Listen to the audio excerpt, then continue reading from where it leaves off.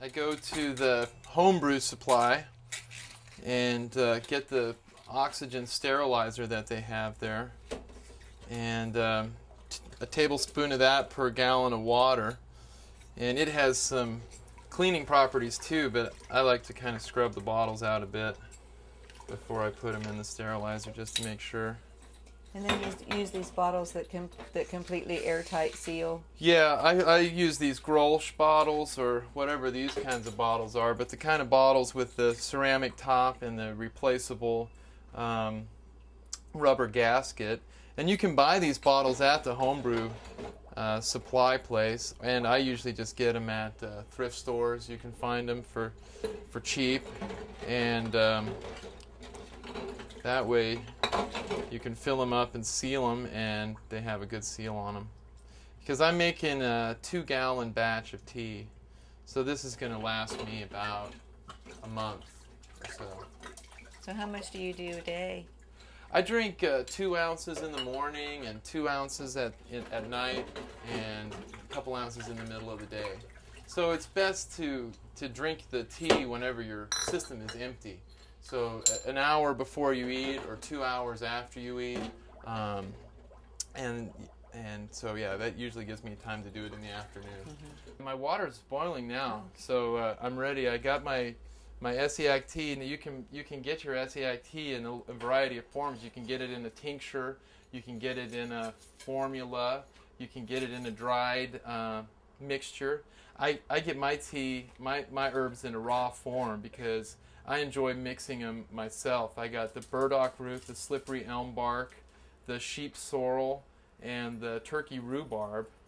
And we were talking about how maybe next time I'll add the red clover, because you were telling me so much about red clover, Nancy, that I want to add red clover next time. But basically, I have two gallons of distilled water boiling here in my stainless steel sterilized cook pot. And this is basically the first step of Essiac tea, is pouring in the tea and letting it boil for 10 minutes.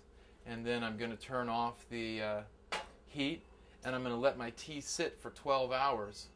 And then I'm going to bottle it up. I'm going to heat it back up. So you boil the water, you add the tea, and you boil the tea into the water. You let it sit for 12 hours, and then you reheat it just to boiling. You don't want to boil it again. You want to reheat it just to boiling, and then you bottle it up. And you bottle it up. You just pour it. I'm going to pour that tea through this fine mesh stainless steel funnel filter. I'm going to pour it into this other stainless steel sterilized pot, and then I'm going to pour it into my bottles that I've sterilized with my oxygen sterilizer from the homebrew. It smells good. I think it's good. You know, I like licorice. I like, I guess some people, if you've been drinking fruit punch and soda pop and beverages that are real sweet, this might seem like a strange beverage. From my hand, I drink green tea. I drink licorice tea and ginger tea. Ginger tea. That's what gets you through chemotherapy. Ginger tea. If you want to help nausea, just drink some ginger tea. Just get some ginger from the grocery store. I say preferably organic. Sometimes that's hard to find. Don't worry about it. Slice up the ginger into little slices. Put it in a thing of boiling water and let it steep. Drink the ginger tea. Drink it in the morning, drink it in the afternoon, drink it at night.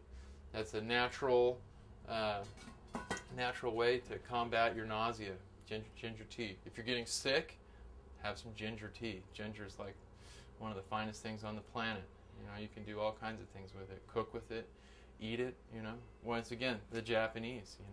They're eating their sushi and they eat the ginger. Lots of ginger. It's good. It's a blood purifier.